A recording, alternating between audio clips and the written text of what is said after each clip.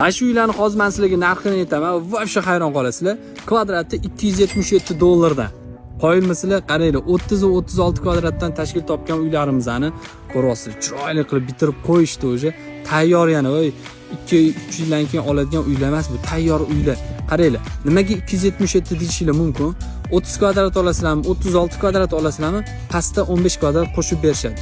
Shunda 30 kvadrat 45 bo'lsa, 36 hech chiqyapti. Kommentariyada yozib ketasizlar. Umumiy hisobda 277 dan aylanyapti. Qaranglar, agar 100% ga olaman desanglar, 30 kvadratli 12450 ga aylanyotgan bo'lsa, 36 kvadratli plus 15 bilanda o'sha hisoblayverasizlar.